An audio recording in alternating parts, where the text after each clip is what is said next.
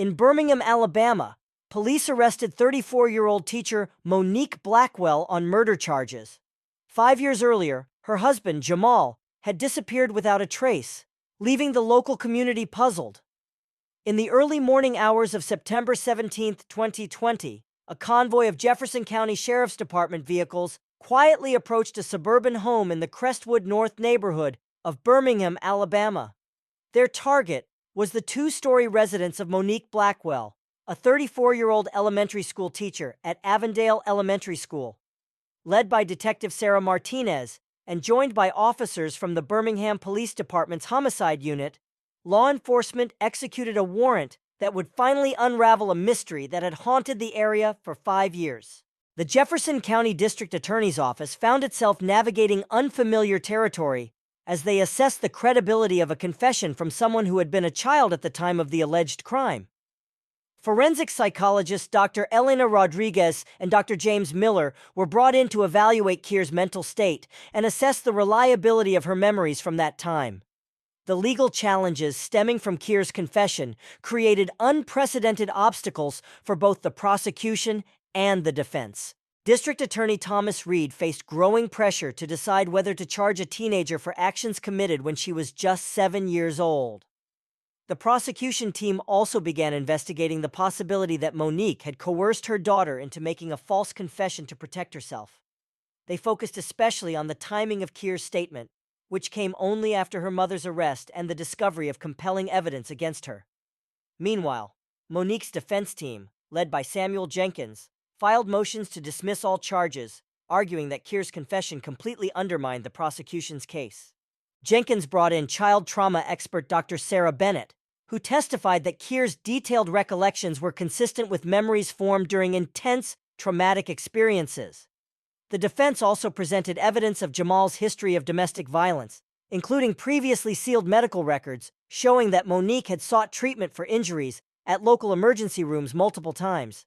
The case ignited heated debate among legal scholars and child advocacy groups. Professor Marcus Thompson from Harvard Law School published an analysis arguing that the case highlighted the flaws in the legal system when dealing with trauma-induced violence involving minors. The National Coalition Against Domestic Violence used the case to push for policy reforms regarding children exposed to domestic abuse. Local media coverage intensified as more details about the Blackwell family's troubled past emerged. Former neighbors came forward, sharing stories of hearing arguments and seeing police respond to domestic disturbance calls at the residence. Jamal's former co-workers at Foster & Sons Construction revealed that he had frequently displayed aggressive behavior at work, leading to multiple disciplinary actions before his death. The juvenile court system became involved as questions arose about Keir's legal status. Judge Maria Hernandez appointed renowned child advocate attorney Grace Mitchell to represent Keir's interests separately from both her mother's defense team and the state prosecution. Mitchell immediately filed motions to protect Keir's privacy and ensure that any proceedings involving her would remain sealed. The FBI's Behavioral Analysis Unit was consulted to examine the psychological aspects of the case. Special Agent David Cooper conducted extensive interviews with both Monique and Keir, analyzing their relationship dynamics and the potential influence of trauma on their recollections. His preliminary findings suggested that while Keir's confession contained elements consistent with genuine memory, certain details raised questions about possible adult influence on her narrative. As the investigation continued, public opinion became sharply divided. Survivors of domestic violence organized rallies in support of Keir and Monique, while victims' rights advocates demanded justice for Jamal. Legal experts debated the precedent-setting implications of the case, particularly regarding the intersection of juvenile justice, domestic violence, and delayed confessions. The case prompted the Alabama state legislature to begin drafting new laws to offer legal protections for children in domestic violence situations. A breakthrough in the long-stagnant investigation came when Detective Sarah Martinez received an anonymous tip through the Birmingham Police Department's confidential hotline. The caller, whose identity remains protected, provided detailed information about suspicious activities observed at the Blackwell residence in the weeks following Jamal's disappearance. The tipster specifically mentioned unusual nighttime activity in the backyard and the sudden construction of a recreational area. This information led Detective Martinez to revisit Monique's previous statements. Monique had claimed that Jamal abandoned their family after a heated argument, taking only his wallet and phone. However, investigation records revealed significant inconsistencies in her timeline. Surveillance footage from nearby businesses contradicted her account of Jamal's movements on the day he supposedly left. On March 9, 2018, armed with a comprehensive search warrant, the Jefferson County Sheriff's Department, along with forensic specialists from the Alabama Bureau of Investigation, thoroughly examined the Blackwell property.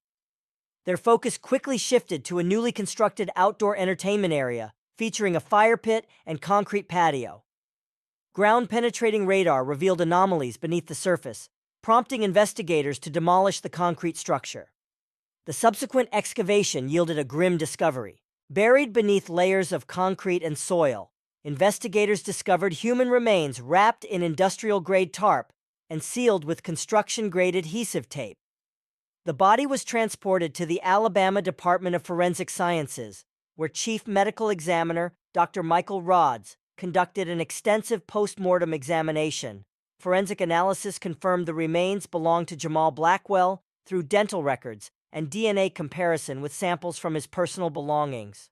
Dr. Rods' report indicated that the cause of death was a single gunshot wound to the occipital region of the skull, suggesting that the victim had likely been seated or in a relaxed position when shot. Ballistics analysis showed the bullet was consistent with ammunition used in a .38 caliber revolver, matching the model registered to Monique Blackwell. The investigation team, now expanded to include members of the FBI's evidence response team, discovered a pattern of premeditated actions following Jamal's death. Financial records revealed that Monique had systematically liquidated joint assets and methodically disposed of Jamal's personal belongings. She sold his tools and work equipment on various online platforms, canceled his cell phone service, and closed their shared credit card accounts. Further evidence came to light when investigators interviewed contractors who had worked on the backyard renovation. They recalled Monique's unusual insistence on personally supervising the concrete pouring and her specific demands regarding the depth of the foundation. One worker recalled her pushing for rapid completion, even offering substantial bonuses for fast work. Monique Blackwell, born Monique Thompson in Mobile, Alabama, had built a solid reputation in the community. She taught third grade and was known for organizing annual food drives to help underprivileged students. Her arrest on charges of second-degree murder, domestic violence, and accessory after the fact shocked the tight-knit Birmingham suburb. These charges were connected to the disappearance of her husband, Jamal Blackwell, a 38-year-old construction supervisor who had vanished without a trace in November 2015. Despite extensive efforts by local authorities, the investigation into Jamal's disappearance had gone cold. Initially treated as a missing persons case, detectives had interviewed many witnesses and conducted multiple searches of the surrounding area. Jamal's last known location was at his workplace, Foster & Sons Construction, where security cameras captured him leaving the site on the evening of November 7, 2015. His gray Ford F-150 pickup truck was found 3 days later, abandoned in the parking lot of East W Mall, miles from the Blackwell home. Forensic experts also found trace evidence beneath the victim's fingernails, including soil particles that matched the chemical composition of concrete mix. This suggested Jamal had been in contact with construction materials near the time of his death, contradicting Monique's claim that he had simply walked away from their home.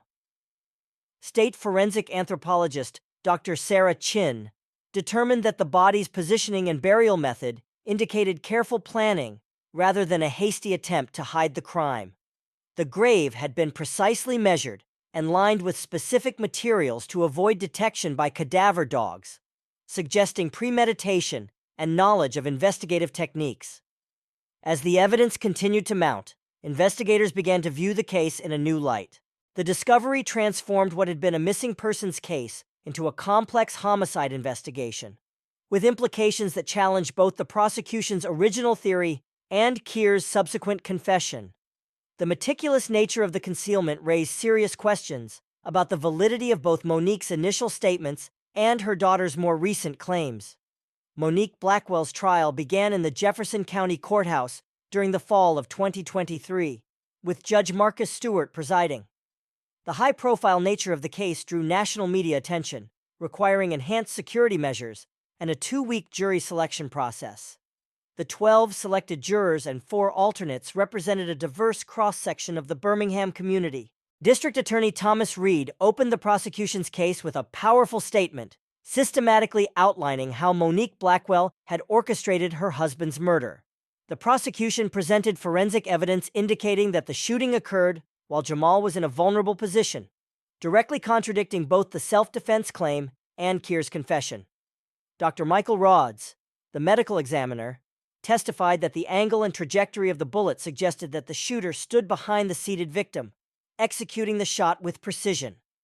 The prosecution's case strengthened when they presented evidence of Monique's calculated actions following the murder.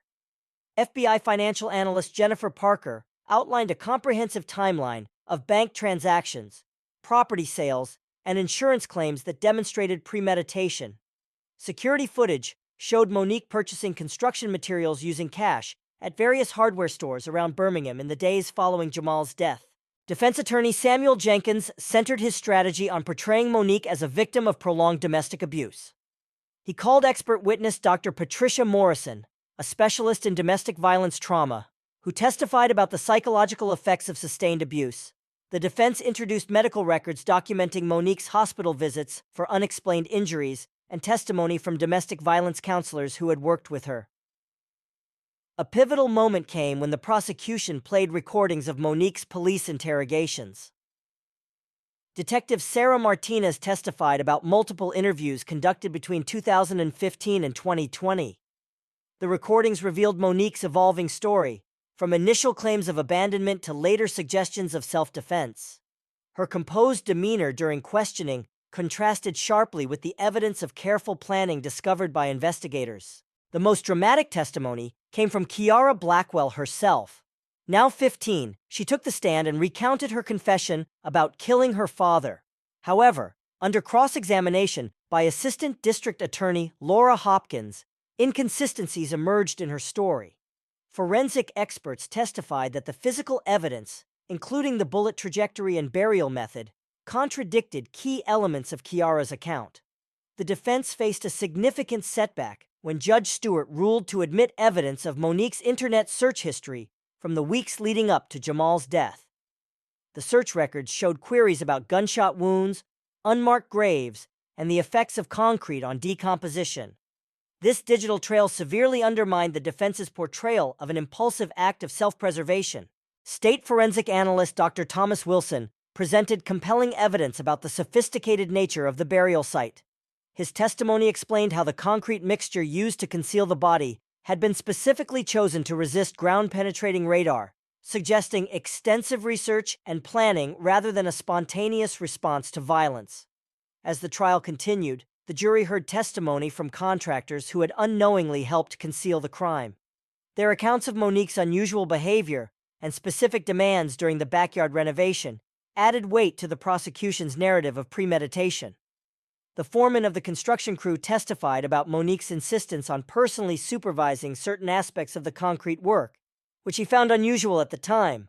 The final days of the trial focused on Monique's financial activities. Forensic accountant Dr. Sarah Miller presented evidence showing how Monique systematically transferred assets, closed accounts, and made new financial arrangements in preparation for life without her husband, before his disappearance was even reported.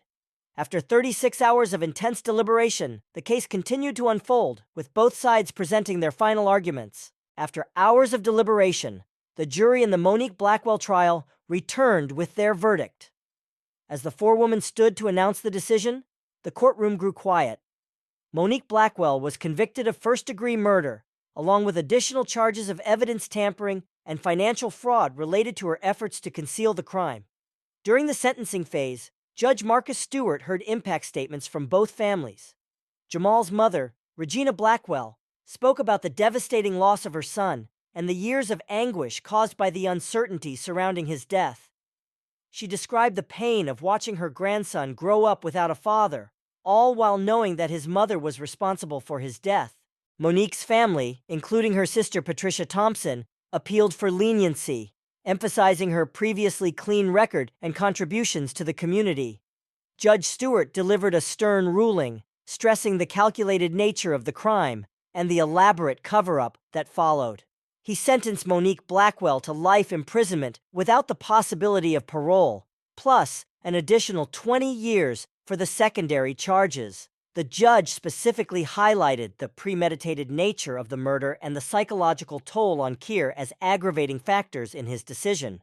Following the trial, new challenges arose for Kiara Blackwell. The district attorney's office faced the complex task of addressing her false confession. After conducting extensive psychological evaluations and considering her age at the time of the incident, prosecutors decided to pursue charges of perjury and obstruction of justice through the juvenile court system. The Birmingham Police Department initiated new training programs aimed at detecting staged crime scenes and understanding complex family dynamics in homicide cases. Detective Sarah Martinez, who had led the investigation, began conducting seminars for law enforcement agencies across the Southeast, sharing the valuable insights gained from the case. Detective Martinez, who had taken over the case in 2018, noted that Monique's behavior in the days following her husband's disappearance had raised concerns. Bank records showed that she had closed their joint checking account 5 days after Jamal's disappearance, transferring a significant amount to a new personal account. She had also listed their shared Honda Civic for sale just 8 days after Jamal was last seen. The arrest of Monique Blackwell sparked intense media coverage, with local news station WBC Fox 6 News breaking the story, broadcasting live from the scene as Monique was escorted from her home in handcuffs.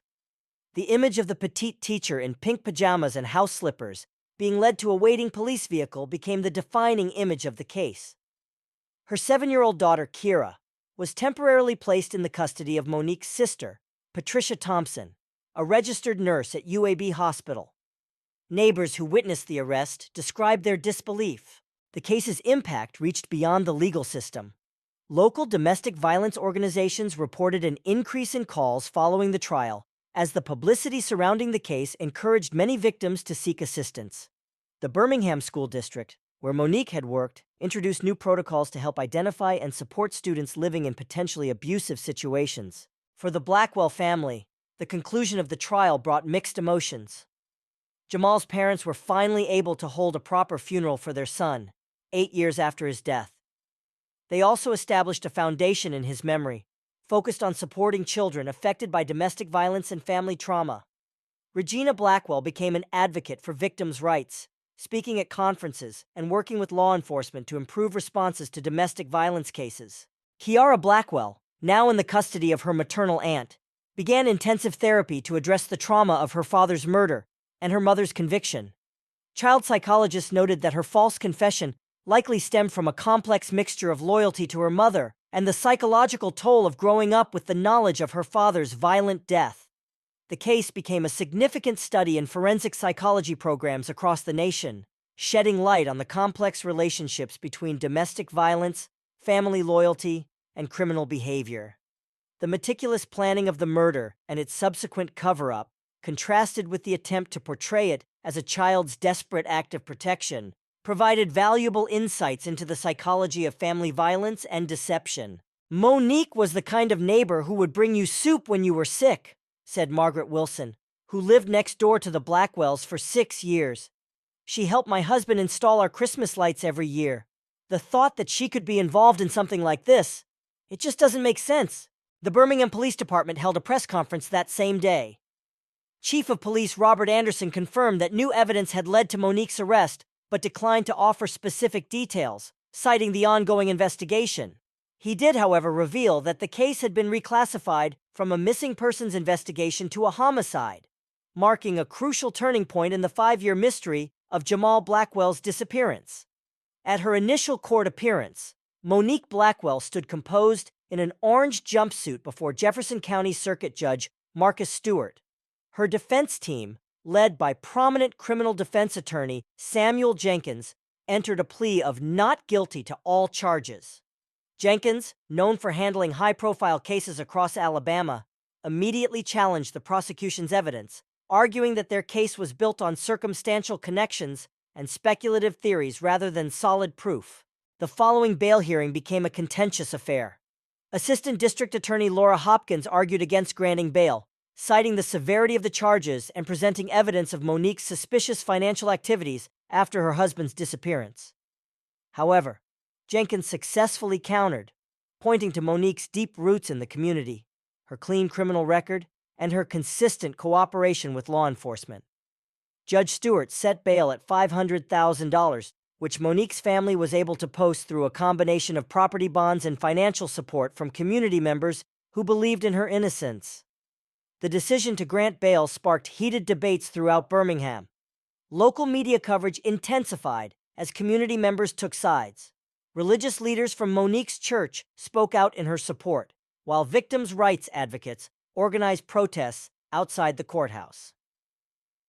The Birmingham Herald published a series of investigative articles examining the case, including interviews with former colleagues of both Monique and Jamal, which painted conflicting portraits of their relationship and family life. As preparations for the trial continued, Jenkins filed numerous motions challenging the admissibility of evidence and requesting access to investigative files. The prosecution, led by District Attorney Thomas Reed, fought to maintain their strategic advantage, arguing that certain details needed to remain sealed to protect the integrity of their ongoing investigation.